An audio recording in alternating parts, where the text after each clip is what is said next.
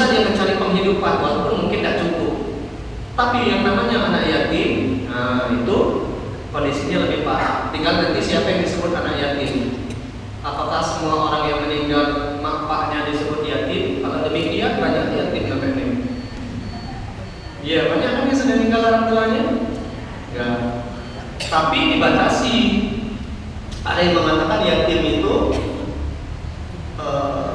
umurnya sampai akil baligh. Kalau lah akil baligh tidak disebut yatim lagi. Ada yang mengatakan disebut yatim kalau sampai dia mampu mencari penghidupan sendiri, walaupun umurnya sudah lewat akil baligh. Setelah itu siapa lagi? Wal jari dzil qurba wal jaril junub, tetangga yang dekat dan tetangga yang jauh.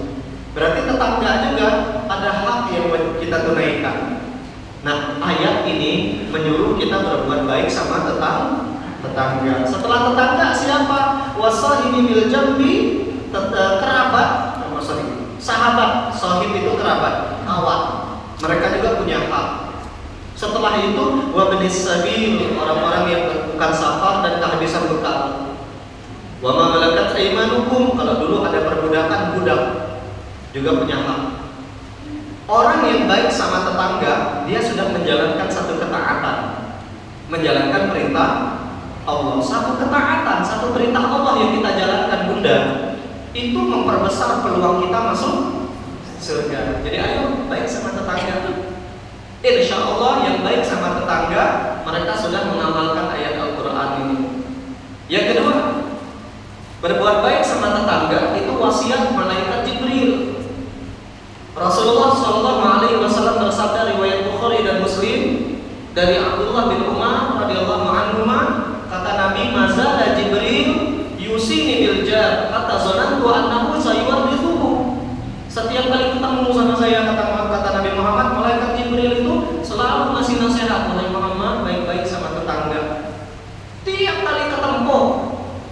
kali ketemu, di antara wasiat yang tidak pernah lupa malaikat Jibril sampaikan ke Nabi, baik sama tetangga. Sampai kata Nabi, saya mengira kalau nanti saya meninggal, tetangga saya dapat harta waris saya. Saking seringnya malaikat Jibril memberi wasiat.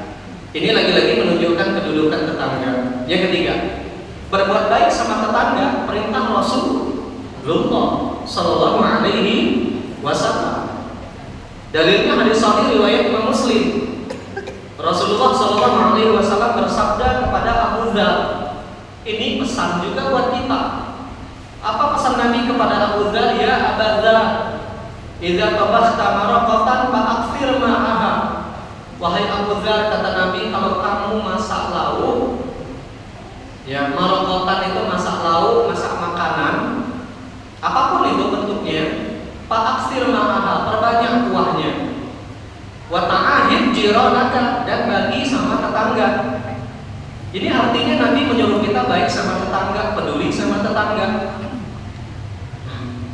Ayo, ya, kalau masak rempah kuning perbanyak, ya isi dan kuahnya, jangan bagi kuah aja, isinya juga. Kenapa Nabi menyebut perbanyak air ini? Karena makanan orang Arab beda dengan makanan kita. Kalau makanan orang Arab kuahnya saja pacak jadi lauk, rempah kuning diberi kita, ya kan jadi kuah. Nah kalau rempah kuning taruhlah isi walaupun dia nanas, sampai ubi misalkan, nggak masalah, yang penting ada isinya gitu. Begitu juga kalau masak makanan, masak kue, bagi sama tetangga. Pulang dari sini mungkin ibu beli kue, beli buah, beli lebih, kasih tetangga. Mungkin tak seberapa nilainya, tapi gara-gara itu, insya Allah, jangan-jangan itulah jalan kita masuk surga. Saya kan sering mengatakan, Bu, jangan terlalu berharap dengan sholat tanpa bermaksud meremehkan sholat. Karena sholat kita sering tidak khusyuk, badan sholat, pikiran sekapur. Benar tak? Kencang benar. Ngalamin tuh, saya juga termasuk. Kadang kita sholat 4 rakaat kayak asar tadi, ingat Allah itu cuma rakaat pertama. Rakaat kedua mulai mikir, Ustaz Firdaus baju takbir. memikirkan. Iya, sore ini nak beli apa, malam ini nak makan apa, banyak. Tapi kalau kita baik sama tetangga, ikhlas lillahi ta'ala, walaupun hanya mungkin seluyang martabak, pendepok, jangan-jangan itu jalan kita masuk surga. Jangan pelit kok. Deal? Insya Allah. Kalau saya tengok muka-mukanya ini tidak ada yang pelit. Kalau di sini, udah tahu di rumah. Insya Allah enggak. Ini orang baik semua insya Allah ya. Orang baik itu, Bu, ini ada hadis Nabi. Al-arwah junudun mujannadah. Ibu pegang betul nih hadis. Ruh orang beriman itu, ruh manusia itu kata Nabi seperti tentara-tentara perang. Fama ta'arafa minha ikhtalafa wa ma tanakara minha ikhtalafa. Kalau ruh kita sama, kita akan bertemu dan dipertemukan dengan orang-orang yang sama ruhnya dengan kita. Tapi kalau kita bukan orang baik, tidak mungkin ibu bisa duduk hari ini di sini. Kenapa ibu bisa sering duduk setiap Selasa sore sama saya di sini? Insya Allah karena ruh kita sama. Ini ruh-ruh pencinta Al-Quran, insya Allah.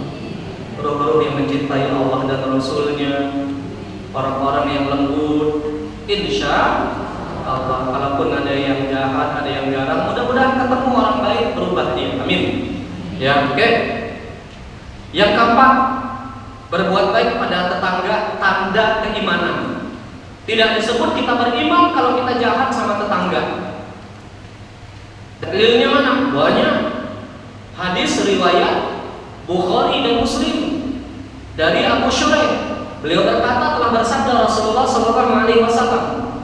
Hadis ini mudah. Dimulai dengan sumpah oleh Nabi. Dulu pernah saya sampaikan. Dan ini teori ilmu mustalahul hadis. Kalau Nabi memulai hadis dengan sumpah, isinya tidak main-main. Dan itu jarang. Jarang Nabi memulai hadis dengan sumpah. Satu di antara hadis yang Nabi mulai dengan sumpah, hadis ini tentang tetangga. Wallahi la yu'min, demi Allah kata Nabi tidak beriman. Tidak sekali, 3 kali. Wallahi la yu'min, wallahi la yu'min, wallahi la yu'min. Demi Allah tidak beriman, demi Allah tidak beriman, demi Allah tidak beriman kata Nabi. Heran sahabat.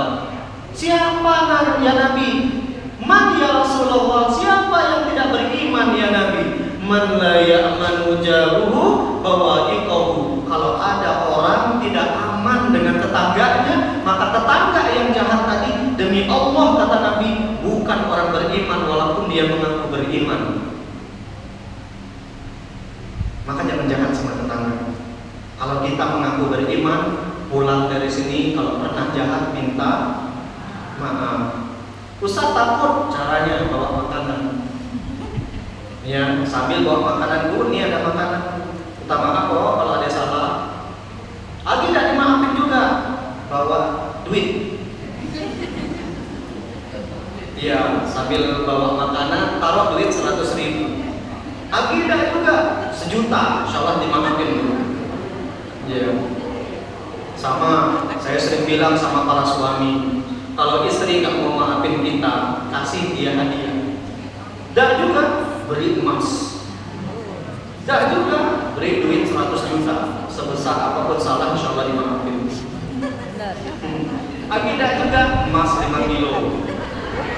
Maafin nggak kalau suami punya salah dikasih uang sebanyak itu?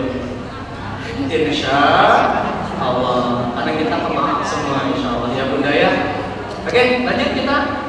Hadis yang kedua, berbuat baik sama tetangga tanda orang beriman. Riwayat Imam Muslim dari Abu Hurairah. Man kana yu'minu billahi wal yawmil akhir. Kalau kalian mengaku beriman kepada Allah dan hari akhir, falyukrim jarah, muliakan tetangga kalian.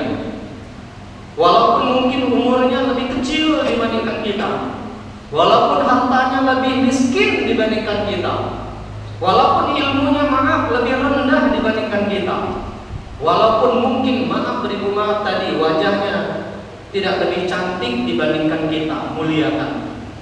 Ya, karena itu tanda orang yang beriman. Dalil yang ketiga agak mirip hadisnya. Man kana yu'minu billahi wal yawmil akhir. Kalau kalian mengaku beriman kepada Allah dan hari akhir, fala yu'dhi jarah, jangan sakiti tetangga. Menyakiti tetangga mungkin dengan ucapan, ya, ngomong kasar, menghina tetangga. Menyakiti tetangga dengan perbuatan kayak tadi, atap air setiap kali hujan airnya jatuh ke rumah tetangga, banjir. Daunnya rumah kita ada pohon alpukat, pohon mangga, pohon sawo, tiap pagi tetangga nyapu, gilir berbuah dan suara lagi. Jangan, ya. Atau menyakiti tetangga dengan perasaan kita, suuzon dengan tetangga. Tidak boleh juga dengan sikap kita. Tidak pernah senyum sama tetangga, jangan. Setiap ketemu sama tetangga mesti senyum, ya, sapa. Senyum, salam, sapa. Itu kan 3S yang harus kita terapkan. Yang kelima, kedudukan tetangga. Berbuat baik pada tetangga tanda orang baik. Kalau kita mau menilai kita ini baik atau tidak, tengok baik dan kita sama tetangga. Rasulullah bersabda, khairul aslam indallah khairukum li sahibi. Teman yang paling baik di antara kalian siapa yang paling baik memperlakukan kalian? Itulah teman yang baik. Sebaliknya kata Nabi, wa khairul jiran indallah khairuhum li jari. Kalau kalian mau menilai siapa tetangga yang terbaik di antara kalian, tengok sekeliling kita banyak tetangga, yang paling baik itulah yang baik. Datang kepada Nabi seorang laki-laki, ibu. Akan Nabi sallallahu alaihi wasallam rajulun. Mendatangi Nabi seorang laki-laki, hadis riwayat Imam Al-Albani dan riwayat Imam Ibnu Majah juga. Laki-laki tadi bertanya kepada Nabi, ya Rasulullah, kaifali an a'lam idza ahsantu anni qad ahsantu wa idza asatu anni qad asatu. Ya Nabi, ya Rasul, kata si laki-laki tadi, bagaimana kita menilai kita ini sudah baik atau belum? Kata Nabi, gampang. Qala Rasulullah sallallahu alaihi wasallam, idza qala jiranaka qad ahsanta faqad ahsanta wa idza qalu innaka qad asata faqad asata. Patokan kebaikan. Coba ibu tanya pulang dari sini sama tetangga, Bu, Pak, saya ini sudah baik belum? Kami sudah baik belum sama bapak ibu? Kalau tetangga bilang bapak ibu sudah baik, berarti kita orang baik, kata Nabi. Tapi kalau tetangga bilang dah, bapak sering jahat kayak kami, bapak taipau kayak kami, nah, berarti kita belum baik. Jadi patokan kebaikan untuk menilai kita baik atau tidak, tanya sama tetangga. Ibu nanya ibu baik sama atau tidak, jangan tanya sama suami. Nggak jujur suami. Ya, apa manggilnya? Ya ayah, abi, yayang, bebek. Panggil ya. Ya, koni baik atau tidak? Biasanya kurang jujur para suami ini. Kan memang kami disuruh tidak jujur sama istri dalam beberapa hal, tapi itu boleh Bu. Ya. Kayak saya sering bohong sama istri. Tiap kalinya nanya kalau koni mau beda, jarang mau jujur.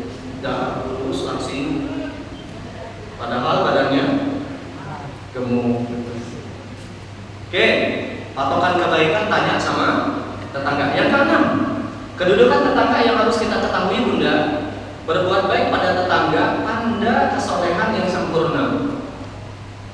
Orang yang soleh itu bagus hablum minallah, bagus hablum minan nas. Itulah kenapa akhir-akhir ini kita memperingati peristiwa Isra dan Mi'raj. Isra ini hablum minan nas, Mi'raj itu hablum minallah. Maka pelajaran buat kita dari peristiwa itu, jadi orang soleh yang sesungguhnya bagus hablum minallah, bagus hablum minan nas.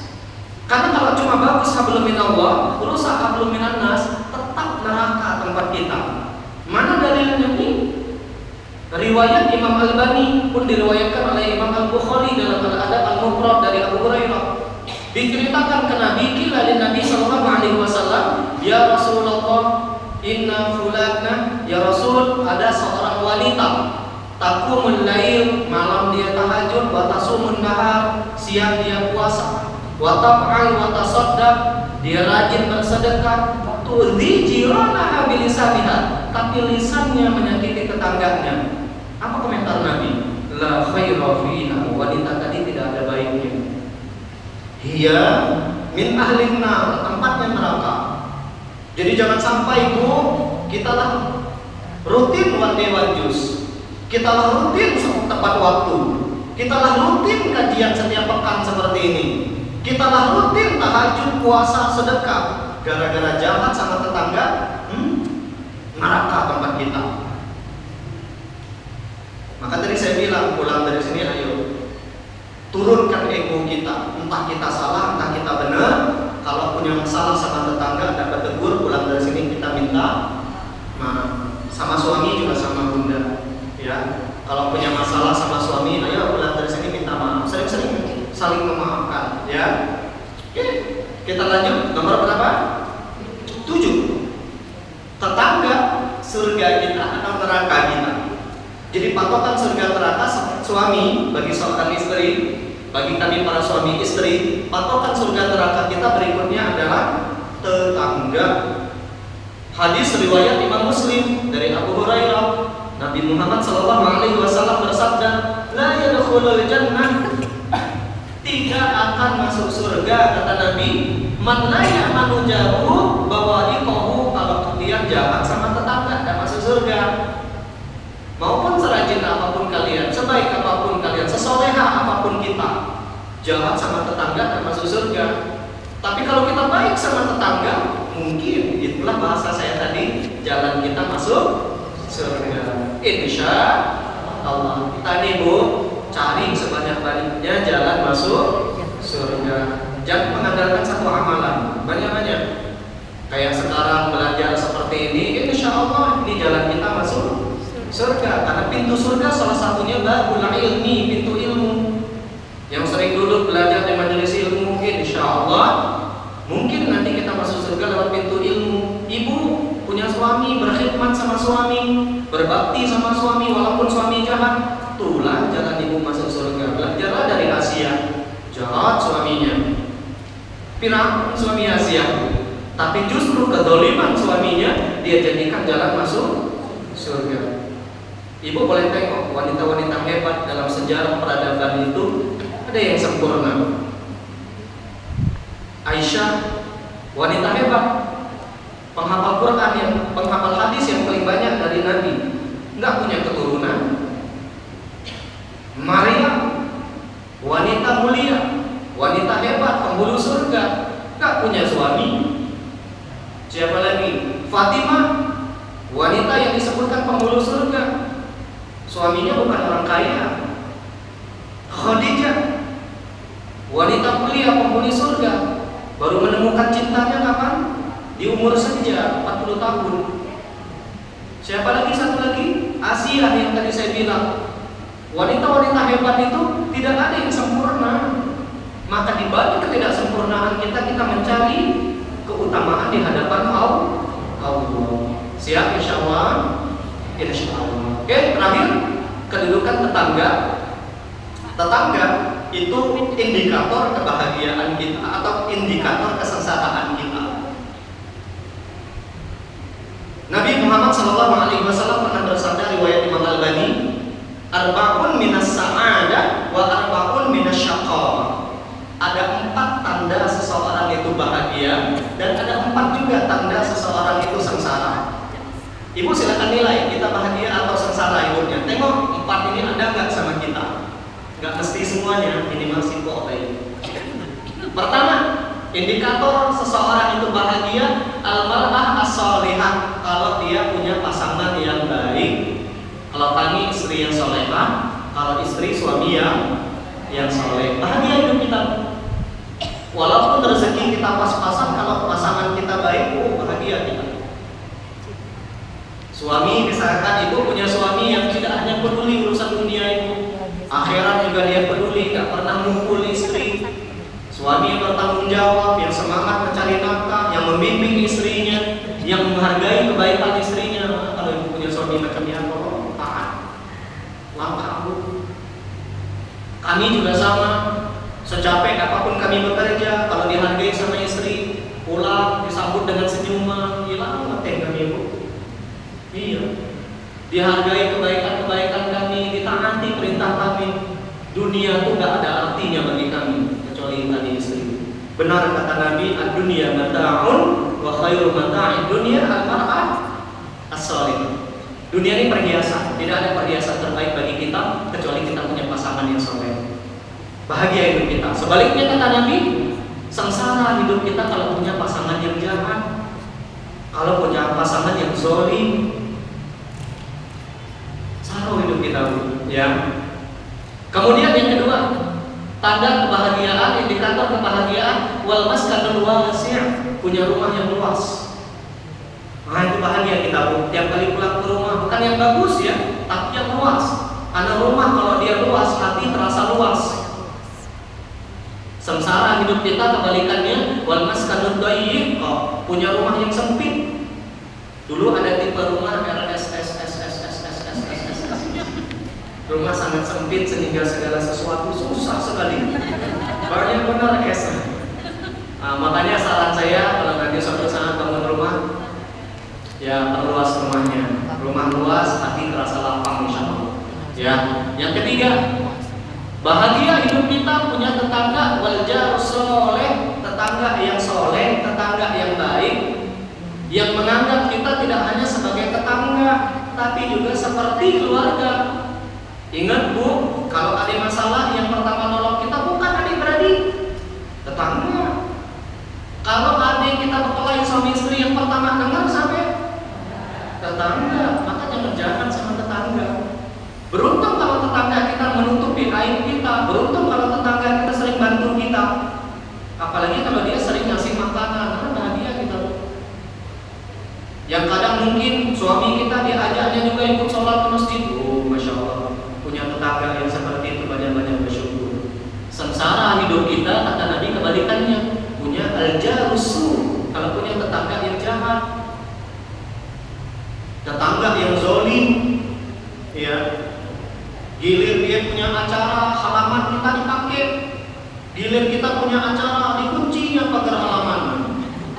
Oh, itu punya tetangga macam ya. Tetangga yang mindahin patokan tanah. Kalau punya tetangga macam dia, saran saya pindah saja. Karena bertahun-tahun kita nahan, kesel kita. Menpacak pindah atau pindah, jual rumah, beli rumah lain. Ya.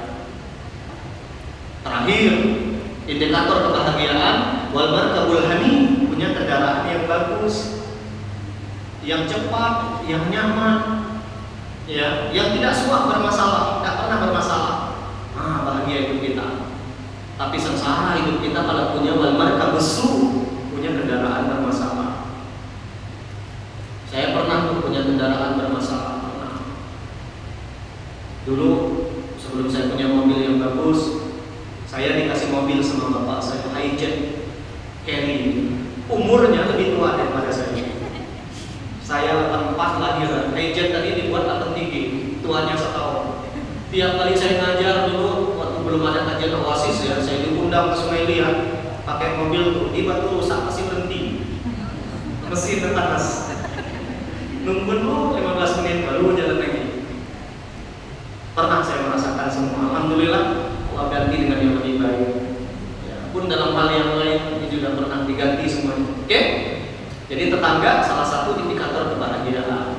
Kalau punya tetangga yang baik, banyak-banyak bersyukur. Kalau punya tetangga yang jahat, banyak-banyak bersabar.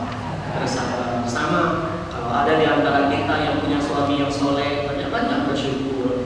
Tapi kalaupun ada di antara kita punya suami yang mungkin belum baik, belum soleh, banyak-banyak bersabar. Belajar dari Siti Asia, bukan Aisyah, Asia. Ya, tadi sudah saya sampaikan, wanita-wanita hebat itu tidak ada yang sempurna hidupnya. Tapi dibalik ketidaksempurnaan mereka tadi, mereka berusaha menjadi wanita terbaik di hadapan Allah. Kita masuk berikutnya Bunda. Pengertian tetangga menurut alim ulama kita. Imam Asy-Syafi'i dan Imam Ahmad bin Hanbal atau mazhab Syafi'i dan mazhab Hambali mengatakan tetangga disebut tetangga 40 rumah dari segala arah dari rumah kita. Berarti 40 rumah ke depan, 40 rumah ke belakang, 40 rumah ke kanan, 40 rumah ke kiri. Itu yang disebut dengan tetangga. Menurut Imam Syafi'i, Imam Ahmad bin Hanbal ini tetangga luas maknanya. Hitung nih kalau dari sekarang 40 rumah sampai ke atas mana ini kalau dari bagus sama Bukit Betung masuk itu ya. Ya, banyak berarti. Nah, itulah orang-orang yang disebut tetangga. Yang kedua, mazhab Maliki dan Imam Al-Mawardi menentukan tetangga baik kepada adat masing-masing. Nah, kalau menurut kebiasaan kita orang Indonesia, tetangga itu biasanya 1, 2, 3 rumah dari rumah kita, benar nggak? Ya kan, walaupun tidak mesti dempetan. Mungkin rumah di baris yang kedua masih kita sebut tetangga biasanya. Dan saya lebih nyaman dengan pendapat Imam Malik. Jadi tetangga itu balik kepada adat kebiasaan masing-masing. Mazhab Hanafi dan Imam Ibnu Abidin, tetangga itu rumah yang hanya berdempetan dengan rumah kita saja. Silakan ditengok mana rumah yang berdempet ke rumah kita. Itu asalnya yang disebut dengan tetangga. Terakhir, murid dari Imam Abu Hanifah namanya Imam Abu Yusuf dan Imam Muhammad. Nah, ini benar Muhammad, bukan Muhammad. Tetangga rumah yang disatukan dalam satu masjid. Jadi kalau orang-orang itu masih sholat di satu masjid, itu masih dianggap tetangga walaupun rumahnya jauh. Nah, ini pendapat Imam Abu Yusuf dan Imam Muhammad. Dari 3 pendapat ini, kalau saya pribadi lebih nyaman dengan pendapat Imam Malik atau Imam Abu Hanifah. Jadi tetangga itu orang yang dempet rumahnya sama kita, atau 1, 2, 3 rumah dari rumah kita. Ya, saya nggak tahu, kalau ibu silakan saja menilai mana yang disebut dengan tetangga. Kita masuk poin nomor 4. Ada 3 jenis tetangga di dalam Islam.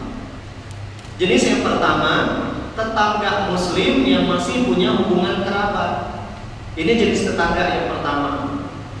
Tetangga muslim yang punya hubungan kerabat. Contoh, kita bertetangga dengan adik-beradik, kita bertetangga dengan mak kita, mertua kita bertetangga dengan mungkin sepupu kita, atau dengan orang yang jauh hubungan keluarganya tapi masih ada hubungan kerabat. Nah, itu disebut dengan tetangga yang pertama, tetangga muslim yang punya hubungan kerabat. Yang kedua, tetangga muslim tidak punya hubungan kerabat. Contoh, kita orang Bangka bertetangga dengan orang Jawi, bertetangga dengan orang Kalimantan, dengan orang Bandung, dengan orang mungkin Jawa Timur dan seterusnya. Atau dengan orang Cina yang dia bukan seperadik kita, tapi agamanya muslim. Nah, ini jenis tetangga yang kedua. Yang ketiga, tidak menutup kemungkinan kita bertetangga dengan tetangga non muslim. Kayak saya tetangga saya sebelah saya itu gereja. Iya, kemarin datang dia tetangga itu mengenalkan diri. Saya pendeta Marbun, kata dia. Saya bilang, saya Ustaz Firdaus. Dia nggak tahu saya Ustaz, dikiranya saya orang biasa. Jadi kemarin itu ceritanya, tetangga yang dekat rumah saya itu, si pendeta itu merobohkan tempat sampah. Alasan dia katanya anjing sering masuk bawa pempes, bawa sampah ke dalam gereja. Ya, saya bilang, saya juga pernah Pak. Gitu. Saya kasihan jamaat saya Ustaz, saya pun punya jamaah, kata saya. Dia ngomong lagi, saya sudah 1 tahun di sini, saya 7 tahun Pak.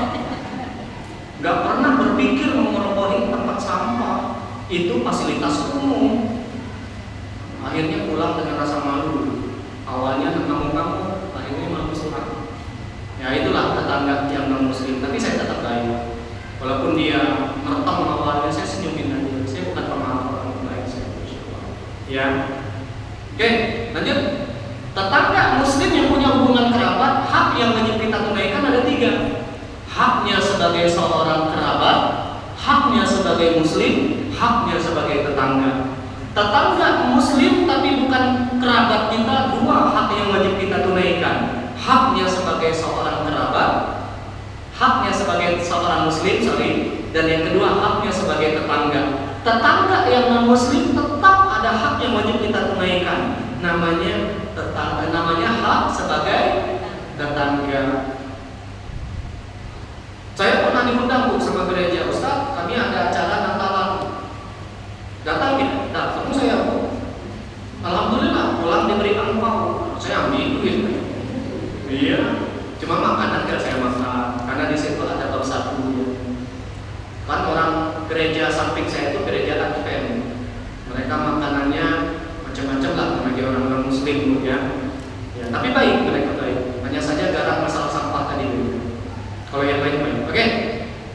Kita masuk yang pertama. Kalau punya tetangga yang masih punya hubungan kerabat yang namanya seperadi, ada hak yang wajib kita tunaikan. Ini hak kerabat yang wajib kita tunaikan. Ibu punya orang tua, ibu punya adik-beradik, ibu punya sepupu, ibu punya keponakan, ibu punya paman, bibi, nenek, kakek. Ada 6 hak yang wajib kita tunaikan sebagai kerabat. Lebih-lebih dia tetangga kita. Pertama, silaturahim. Ya, semakin sering semakin bagus silaturahim dengan kerabat. Ya minimal setahun sekali lah saat lebaran atau saat acara arisan keluarga. Hak silaturahim. Ya, orang tua lebih-lebih Bu. Jangan sampai gak pernah mereka makba, gak pernah mereka mertua, jangan datangi ya. Kalau jarang mendatangi mertua nanti takutnya tidak diakui sebagai menantu. Ya, yang kedua, kalau punya kerabat, dia punya hak juga hak nafkah hidup. Kalau memang kita mampu dan dia melarang. Kita kaya raya, adik-beradik kita mulu menggawir, wajib kita nafkahi. Jangan sampai kita sibuk haji umroh, tetangga kita yang mulu melarang, mengemis tadi, kita nggak peduli. Jangan, tidak boleh. Kapan kita wajib menafkahi kerabat kita? Kalau mereka melarang hidupnya dan kita pun mampu, wajib. Orang tua juga sama, Ustaz. Kapan kami wajib menafkahi makbah kami, mertua kami? Ya ketika mereka hidupnya susah dan kita punya kemampuan. Orang tua kita sakit, orang tua kita nggak punya pekerjaan, sakitnya parah kulit. Kita sebagai anak, sebagai menantu, pacak-pacakan mikir. Ya, Ustaz saya nggak bekerja, ngomong baik-baik sama suami. Jangan sampai nyamri ke makbahnya, tapi ini ada suami ke makbah ibu. Saya sering bilang sama istri saya, uang saya ini uang kita. Berapapun kamu mau ngasih sama orang tua, mertua maksud saya, ambil saja. Selagi untuk keperluan baik selesai. Saya nggak pernah nyebut uang saya itu uang saya, uang kita. Karena saya berani meminta istri saya tidak bekerja, berarti saya siap menanggung hidup mati, dunia akhiratnya. Itu. Lanjut, yang ketiga, kerabat punya hak mendapatkan perlakuan yang baik, akhlak mulia dari kita. Tidak boleh jahat sama kerabat, sama seperadi. Ustaz kita dijahati, yang penting kitanya jangan jahat. Kalau kita balas kejahatan keluarga kita dengan kejahatan, apa beda kita? Sama-sama jahat. Jadi orang baik itu gak enak. Gak enak jadi orang baik itu, percayalah sama saya. Gak ada orang baik itu enak. Orang jahat sama kita, kita dituntut baik. Orang dendam sama kita, kita diminta memaafkan mereka. Maka Nabi pernah berpesan kepada Uqbah bin Amir. Kata Nabi kepada Uqbah bin Amir, sil man qata'aka, sambung silaturahim orang yang memusuhimu. Wa'ti man harmaka, beri orang yang pelit sama kamu. Wa'fu amman zalamaka, maafkan siapa yang zalim. Tiga-tiga ini susah. Orang menjauh dari kita, orang memusuhi kita, kita silaturahim ke yang bersangkutan. Berat gak? Berat. Orang pelit sama kita datang membawa makanan, ngasih duit sama dia, ngasih hadiah, gak akan ada yang sanggup kecuali dia orang beriman. Orang zalim sama kita maafkan. Susah buat jadi orang baik ya. Kemudian yang keempat, hak kerabat yang wajib kita tunaikan, hak tolong menolong. Kalau dia minta tolong dalam urusan dunia maupun urusan akhirat. Urusan dunia misalkan yang pinjam duit dan kita ada duitnya, pinjami. Lebih bagus lagi sedekahi. Jangan dianggap pinjaman. Udah tahu hidupnya melarat, kita pinjami. Jadi beban hidupnya kita banyak duitnya, udahlah sedekah aja. Kan itu punya keluarga. Ada sepupu kami hidupnya melarat, cuma kebiasaan buruk sepupu ini tiap kali pinjam duit gak suka bayar. Ada tidak sebenarnya kagak? Oh sama kita udah yang kapok ini. Tapi abang kami yang paling tua yang di Medan itu bilang, kalau ayu sepupu kita tuh pinjam duit, saran saya kata abang yang di Medan, jangan dianggap hutang, anggap sedekah bilang. Daripada kita sakit hati, kata abang saya benar pulih. Nya bayar tapi jangan ditagih. Itu aja, benar pulih. Dan saya terapkan itu. Tiap kali beliau pinjam, saya dipanggil Us pinjam katanya. Kan Ustaz. Nama saya ujungnya Us memang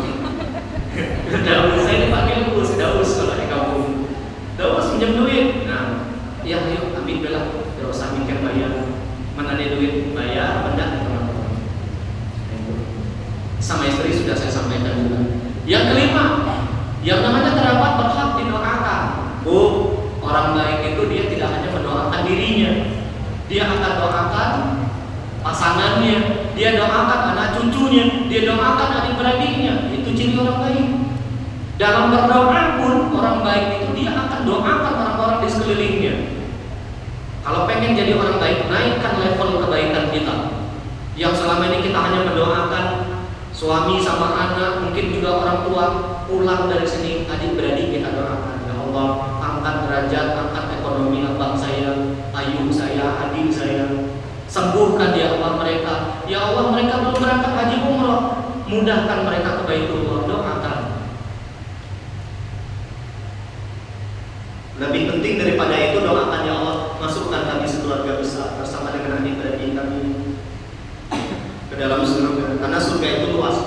Terakhir, kerabat punya hak harta waris, tapi nggak semua kerabat. Berapa kemarin ahli waris kita? Lupakan ilmu 23 orang. 23 orang. Berapa laki-lakinya? Lupa lagi. Laki-lakinya 14 orang, perempuannya 9 orang. Jadi total ahli waris keluarga kita tuh ada 23, terbagi dalam berapa kelompok? 4. Ahli waris yang pertama, ahli waris pasangan hidup. Kalau seseorang meninggal dunia, cek masih hidup dan pasangannya. Kalau dia laki-laki, lagi hidup dan bininya. Kalau dia perempuan, lagi hidup dan laki. Yang kedua, keturunan. Ahli waris yang kedua ada 4 orang.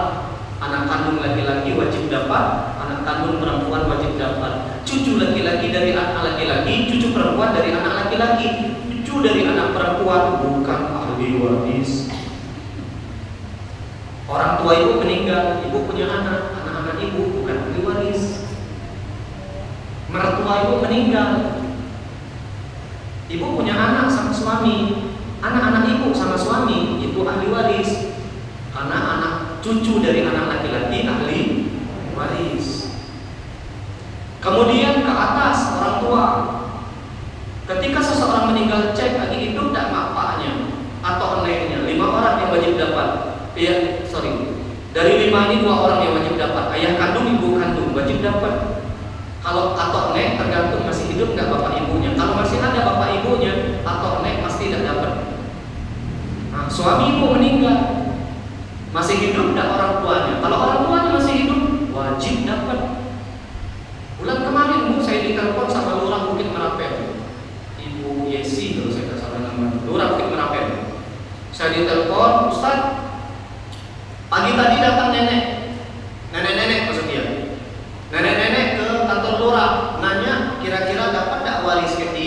Karena anak kandungnya meninggal, tapi harta anak kandungnya dikuasai semuanya sama istrinya. Kira-kira dapat nggak? Dapat. Makanya pentingnya kita belajar ini bu, supaya kita jalankan kehidupan kita tidak dengan hawa nafsu, tapi dengan ilmu.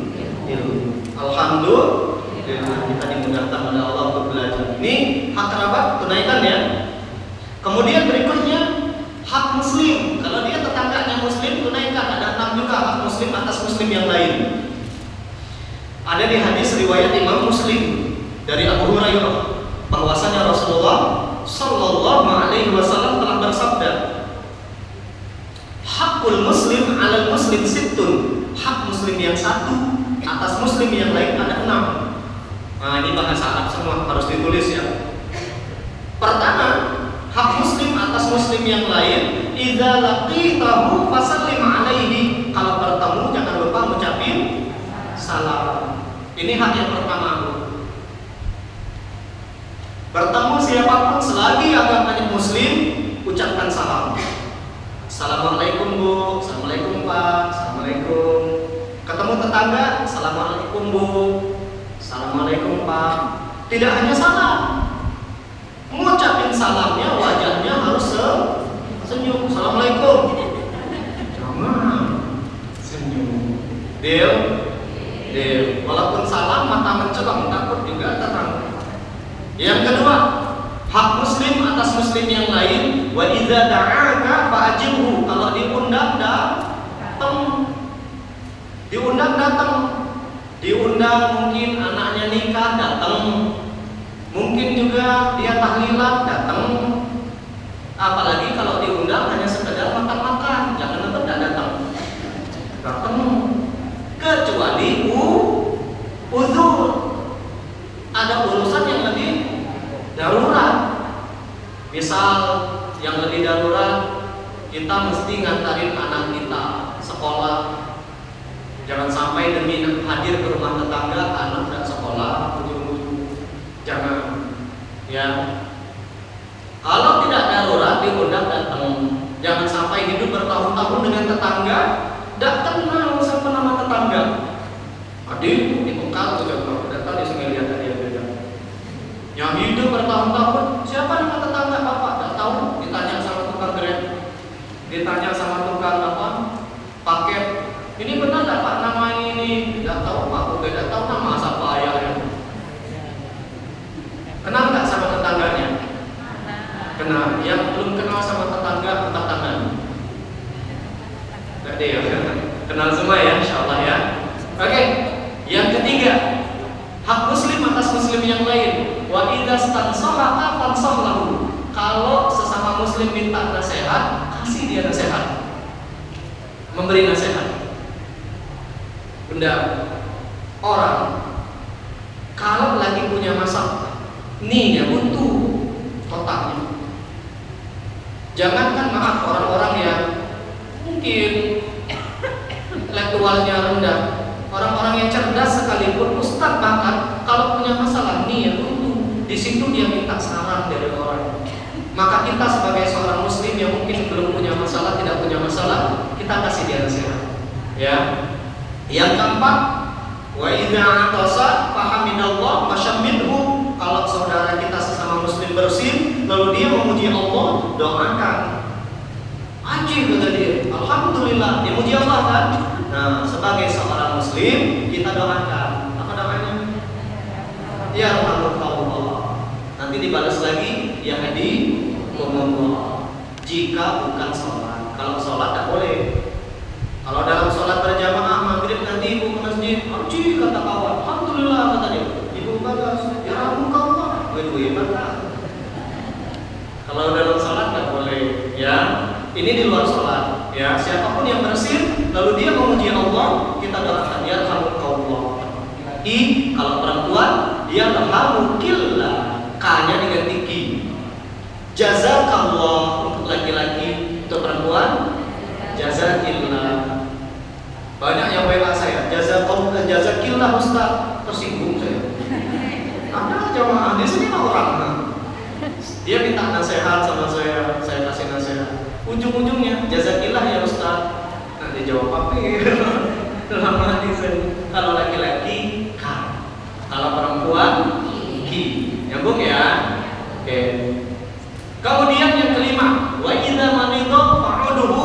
Kalau saudara kita sakit sesama muslim, jenguk. Apalagi dia tetangga muslim, kita tahu dia sakit, datang jenguk. Datangnya kita itu kepedulian kita. Saat kita sakit, kita tahu siapa yang peduli sama atau tidak sama kita. Lihat siapa yang mendoakan kita, siapa yang menjenguk kita. Nah, saya dapat kabar hari ini ada saudara kita di kajian ini dapat musibah. Nanti kita doakan di akhir ya. Ibu siapa namanya? Nah, ada ya. Gimana kondisinya? Yang tadi? Di WA tadi. Iya, yang WA tadi. Nanti kita doakan ya. Kita tunjukkan kita peduli minimal lewat doa. Terakhir, hak muslim atas muslim yang lain. Wa idza mata fattabi'hu. Kalau dia mati, ya takziah kita. Datangi rumahnya.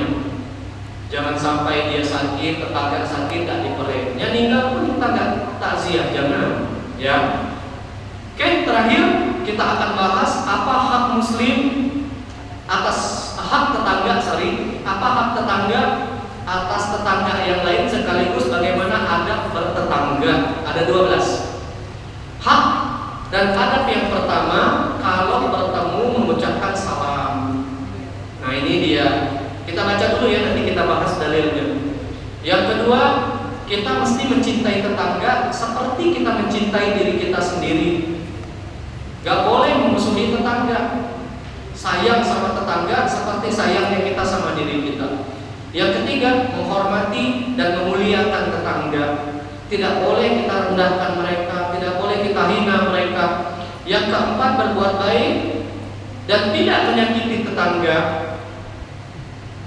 dengan ucapan maupun perbuatan. Yang kelima, peduli kepada tetangga. Jangan sampai hidup bertahun-tahun, bahasa saya tadi, nama kita kenal, kita tidak tahu pasangannya sedang sakit, bahkan dia meninggal pun kita tidak tahu. Jangan. Yang keenam, menghargai kebaikan tetangga. Kalau tetangga kita baik, nah kita hargai kebaikannya. Jangan tetangga antar makanan, mentang-mentang dia miskin, oke pacak lebih nyaman daripada dia. Jangan. Hargai. Makasih ya Bu, tunjukkan di depan dia penghargaan kita. Makasih ya, mudah-mudahan berkah rezekinya. Mudah-mudahan anaknya ibu soleh-soleha. Walaupun mungkin yang diantaranya cuma goreng ubi, tidak masalah. Kita pacak beli lebih baik daripada itu, tapi hargai. Ya. Yang ketujuh, adab dan hak bertetangga berikutnya adalah membalas kebaikan tetangga dan mendoakan. Dia baik sama kita, jangan lupa balas. Yang sering antar lauk, ya sesekali kita beli juga atau masak lauk antar sama dia. Kalau ada begini, ya balas dengan kebaikan yang sama. Kalau nggak ada, minimal doakan. Ya, kayak tadi, makasih ya Bu, dan berkah rezekinya, berkah keluarga ibu, berkah anak keturunan ibu, berkah hartanya. Yang kedelapan, menolong tetangga dalam urusan dunia akhirat. Urusan dunia, dia ada acara, Pak pakai aja halaman saya untuk parkir tetangga. Bu, pakai aja Bu. Ada nggak yang perlu saya bantu? Oh, saya jadi panitia, boleh Bu, nggak apa-apa kalau memang ada orang yang tidak bantu. Ibu biasa MC, saya aja Bu yang MC, saya udah biasa MC. Ibu Kori, Ibu yang MC. Ibu punya duit lebih, ya Bu mau nggak saya kasih ini cateringnya, saya aja bayarnya, boleh. Tanpa duit.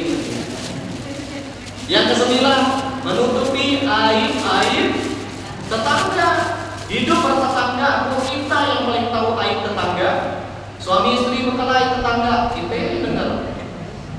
Bininya ngaruh, pangkong bunyi piring. Nah, kita tutup aibnya, jangan kita ceritakan. Tahu dah semalam dulu. Jangan, ya, tutupi aib tetangga. Kemudian berlindung kepada Allah dari tetangga yang jahat. Kalau ada tetangga kita jahat, sering-sering alhamdulillah, ya Allah jaga kami dan keluarga dari tetangga yang jahat yang zalim ini ya Allah. Minta doa sama Allah. Yang ke-11, tidak hanya berlindung, bersabar atas tetangga yang jahat. Yang terakhir, saling memberi hadiah sama tetangga di momen-momen penting. Idul Fitri, nah, kasih dia parsel buah, parsel lebaran.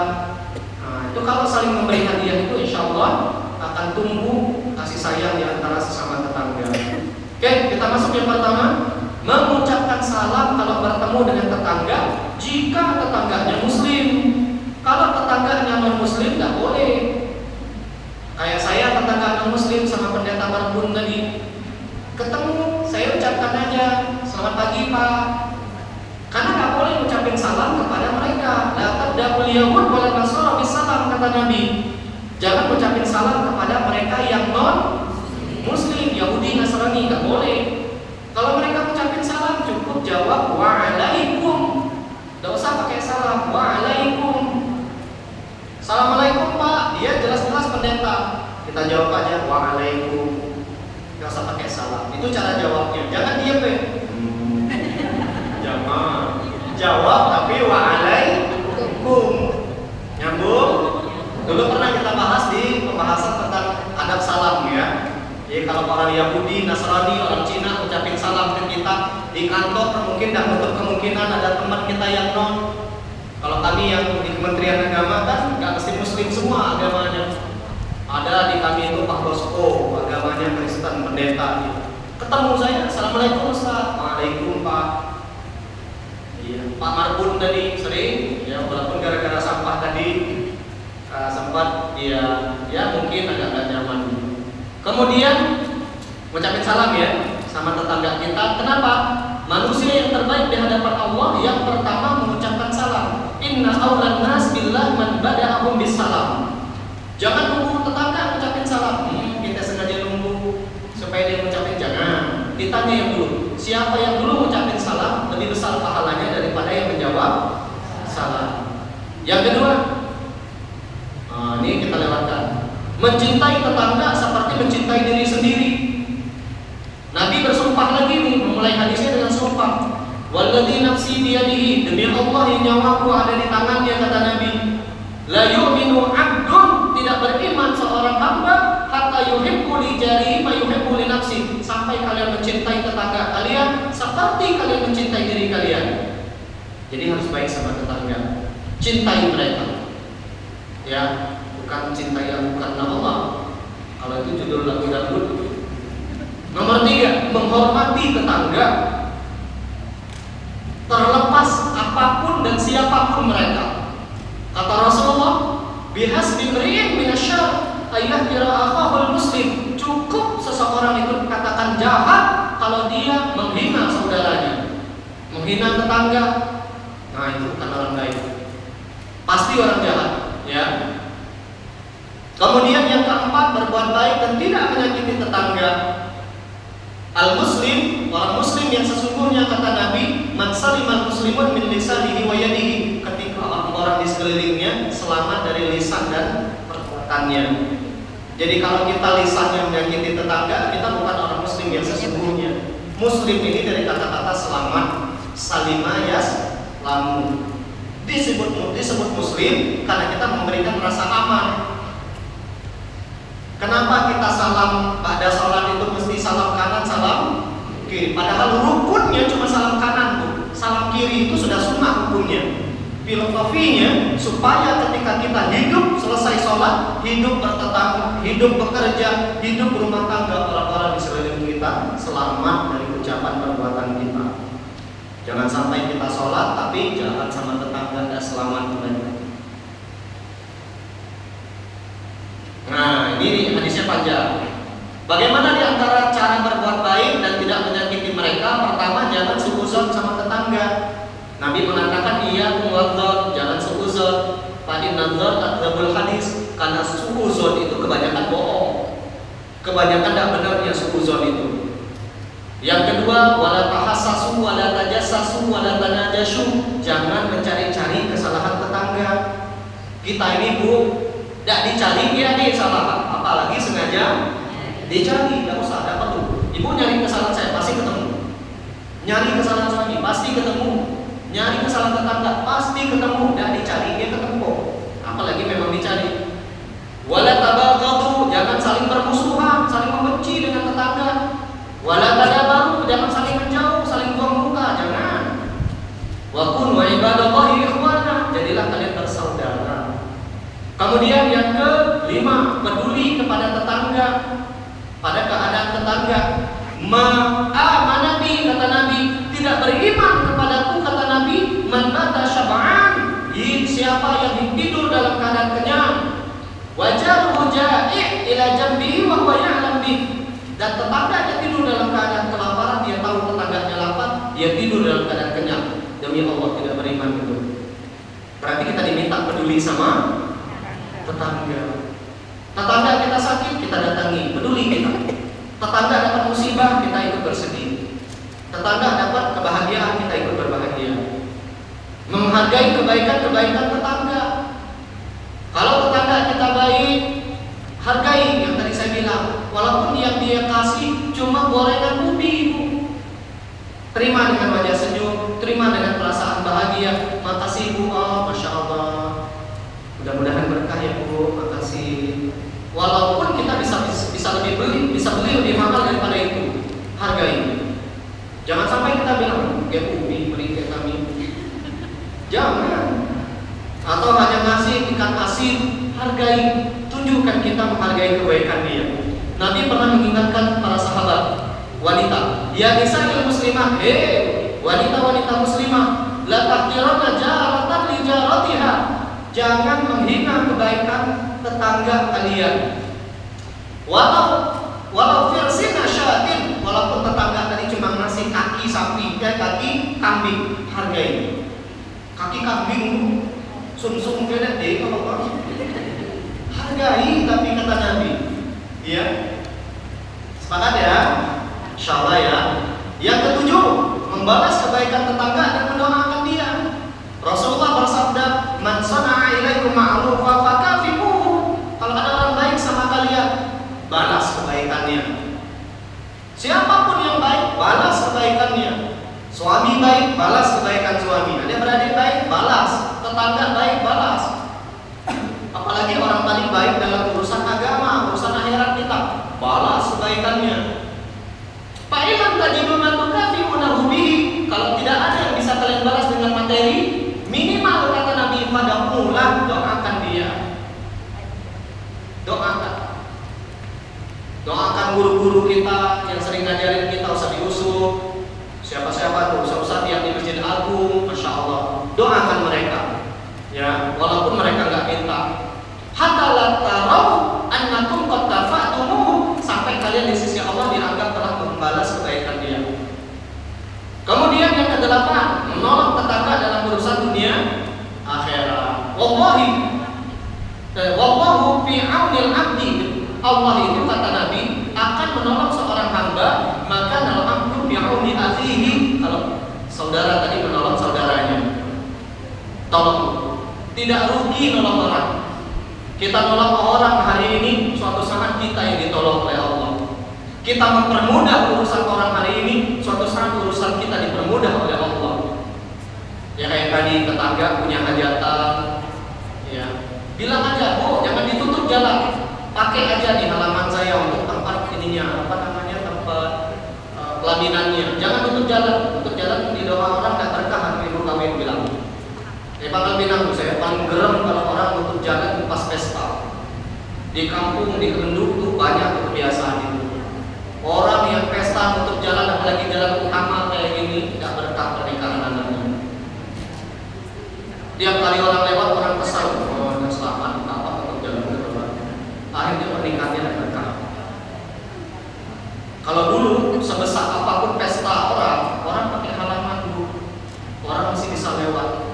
Di Pangkal Pinang paling sering itu arah ke Kuala itu kan jalan utama, jalan kampung Melayu. Banyak yang menunjang, kita disuruh motor lewat gang. Kadang mobil kita berdempet dengan mobil orang, gara-gara orang kawin tadi. Jangan. Nah, sebagai tetangga, kalau ada tetangga yang macam dia, ingatkan, tolong dia dalam urusan dunia akhirat. Bu, jangan tutup jalan, maaf Pak. Nanti tidak berkah orang ini. Sampaikan dengan cara yang baik. Kalau nak pakai pelaminan, pakai aja Pak, halaman saya, pakai aja. Nak bayar, dan juga ada halaman. Nah, gitu caranya, ya. Yang ke-9, menutupi aib tetangga. Jangan membuka aib tetangga. Ini rumus, Bu. Siapapun yang menutup aib saudaranya, Allah akan tutup aibnya.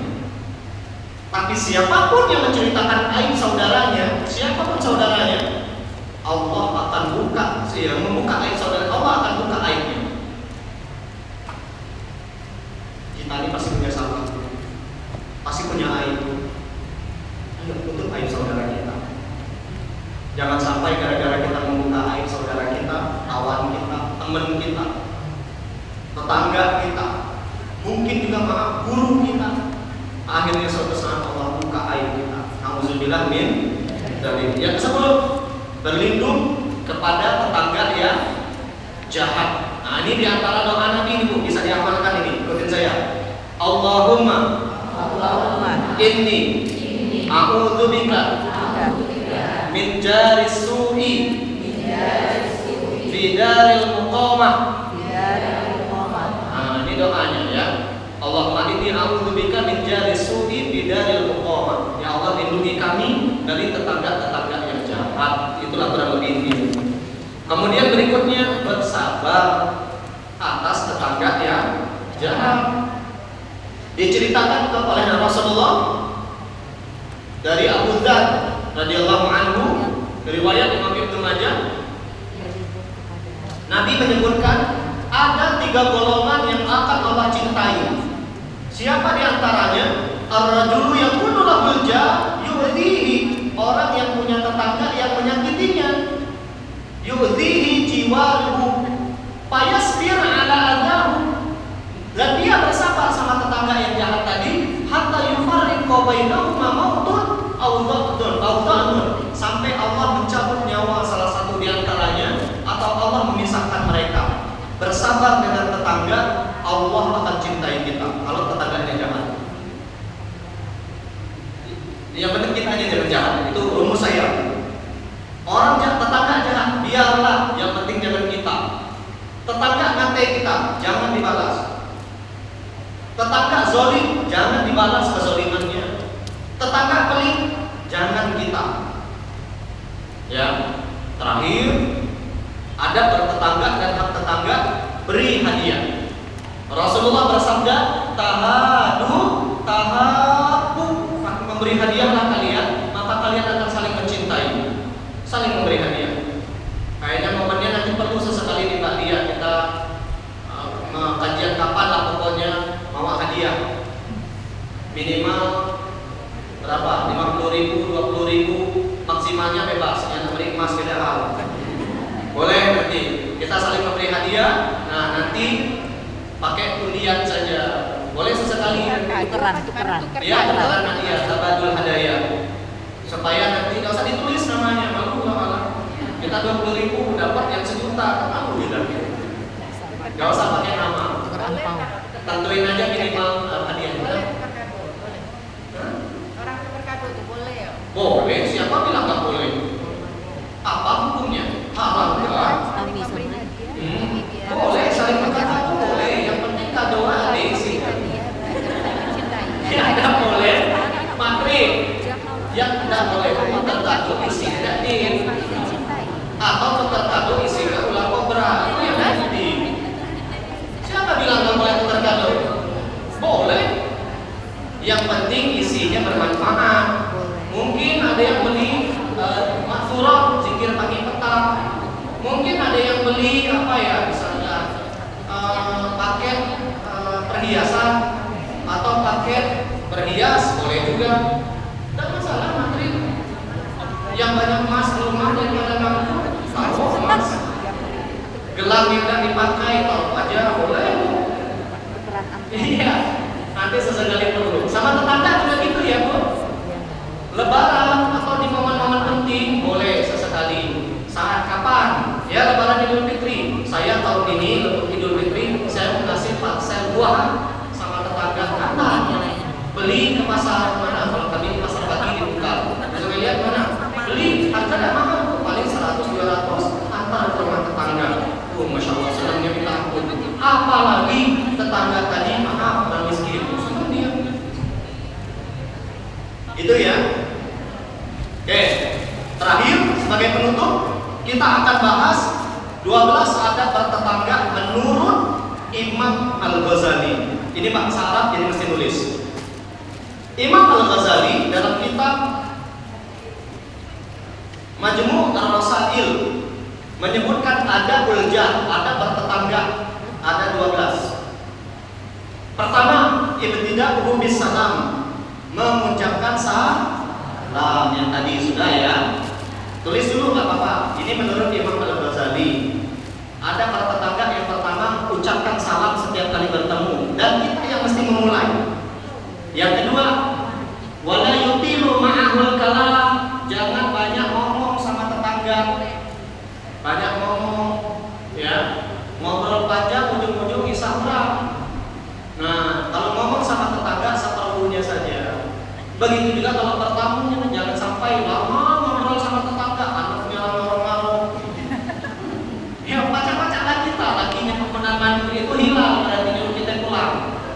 Ya, yang ketiga, wala yakthuru alaihi su'al, jangan kepo sama tetangga, banyak tanya. Bu, nak kemana? Nak ke pasar. Pasar mana? Pasar Sumelia. Nak beli apa? Beli ikan. Ikan apa? Ikan ciu. Dan dimasak apa? Sarung. Macam ya. Jangan terlalu banyak Ibu suaminya kerja di mana? Dinas perhubungan. Apa jabatannya? Itu yang paling males. Kalau udah ada Berapa umurnya? Mana orang mau ujung-ujungnya? Jangan kepo jadi tetangga. Yang keempat, wa yu'amiduhu fi maradihi. Kalau tetangga kita sakit, kata Imam Al-Ghazali. Yang kelima, wa yu'azziyahu fi musibati. Ikut atau bertakziah kalau dia dapat musibah. Bertakziah. Dia mungkin meninggal orang tuanya dan kebetulan orang tuanya ada di rumah tadi, datang, suaminya meninggal atau dia dapat musibah, datang, ya bertakziah. Kemudian wa yuhanniyahu fi fardihi, ikut berbahagia dengan kebahagiaannya. Jangan sampai tetangga dalam pasti rumah kayak si Marsiah tadi berluput. Iya, jangan. Kemudian berikutnya yang keberapa? 7. Wa yatalattafu li waladihi wa 'ammihi fil kalam. Berlemah lembut ngomong sama anak dan pembantunya. Kadang tetangganya baik, anaknya kadang bertingkah. Kita mesti lembut ngomongnya. Berapa banyak orang berkelahi gara-gara anak, tetangga dengan tetangga. Begitu juga dengan pembantu. Yang kedelapan, wa yasfahu an sunnati, ya, memaafkan kalau dia minta maaf. Kalau tetangga minta maaf, maafkan. Dah, mau kami BK ya, maafkan. Kemudian wa mu'atabatahu birifqin inda haqwatihi, menegur dengan cara lemah lembut kalau dia salah. Memaafkan yang tadi, kemudian menegur dengan lemah lembut. Bagaimana juga lemah lembut? Pak, Bu, mohon maaf. Ini Pak nih, rumah saya setiap kali hujan kaca nggak minta tolong Pak. Nah, lemah lembut aja lah. Jangan pokok kau tak tahu deh kawan, tempat dipasang nih, banjir rumah kami. Jangan, lemah lembut aja ya. Kemudian berikutnya apa nih? Wa yaghuddu an hurmati, sama pasangannya tundukkan mata. Biasanya rumput tetangga lebih jauh, Bu. Jadi kalau nengok laki tetangga, tundukkan mata. Yang ada lakinya, wah, ibu mana ini, laki ibu mana? Ujungnya izin motor boleh nggak? Jangan ya. Tundukkan pandangan mata. Yang keberapa? 9 ya. Oh 11. Wa yu'ayyinuhu inda saraqatihi. Kalau tadi menundukkan pandangan mata, ini apa ya? Lupa saya. Wa yu'ayyinuhu inda saraqatihi. Menunjukkan kesalahan. Kalau saya nggak salah, menunjukkan kesalahan dia. Kadang orang kalau salah nggak tahu dia salah. Yang terakhir, wala yudimun nazar ila khadimatihi. Yang ke-11 tadi, menunjukkan kesalahan tetangga kita kalau dia salah. Ya tentu dengan cara yang baik. Dan yang terakhir, jangan berlebihan melihat membantu tetangga. Ya. Wala yudimun nazar ila khadimatihi. Jangan berlebihan lihat pembantunya, jangan. Ini sebagai laki-laki ya, ada pembantu tetangga manual lagi kita ningun, nah itu ditegur lagi bang, dan jadi bang macam itu bang, ya gitu. Alhamdulillah, Bunda, ini yang bisa saya sampaikan. Mudah-mudahan materi hari ini bermanfaat. Saya doakan bunda-bunda semuanya sehat walafiat, rezekinya berkah, hutangnya lunas, dan mudah-mudahan kita semua selamat dunia akhirat. Nah ini saudara kita tadi yang sakit, Mama Destia, siapa namanya? Ifah. Oh iya, Mama Ifah namanya. Jamaah kita juga sering hadir. Sering hadir juga. Kita doakan ya. Beliau keadaannya, oh iya, Bu Ifah sekarang dirawat di rumah sakit umum sudah 5 hari. Kontrolnya rumah sakit Pertiwara Pangkal Pinang. Tapi tetap harus dirujuk ke Jakarta. Ya, mesti dicek dengan alat MRI namanya, ya.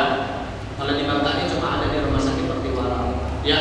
Kita doakan, ayo kita doakan kebaikan khususnya buat Bunda Iva, umumnya buat kita semua. Mungkin ada mbaknya yang sakit, suaminya yang sakit. Kita doakan juga orang tua kita, suami kita, keluarga kita yang sudah mendahulukan kita. Angkat kedua tangannya, Al-Fatihah. A'udzubillahi minasyaitonirrajim. Bismillahirrahmanirrahim. Alhamdulillahirabbil alamin. Arrahmanirrahim. Maliki yaumiddin. Iyyaka na'budu wa iyyaka nasta'in. Ihdinas siratal mustaqim. Siratal ladzina an'amta 'alaihim ghairil maghdubi 'alaihim waladdallin. Amin. A'udzubillahi minasyaitonirrajim. Bismillahirrahmanirrahim. Alhamdulillahirabbil alamin. Hamdan na'imin, hamdan syakirin, hamdan yuwafi ni'amahu wa yukafi'u mazidah. Ya Rabbana walakal hamdu kama yanbaghi li jalali wajhikal karim wa li'azimi sultanik. Allahumma salli ala sayyidina Muhammad wa ala ali sayyidina Muhammad. Allahumma ja'al jam'ana hadha jam'an marhuma wa taqarrabana bi ba'dihi taqarruban ma'suma.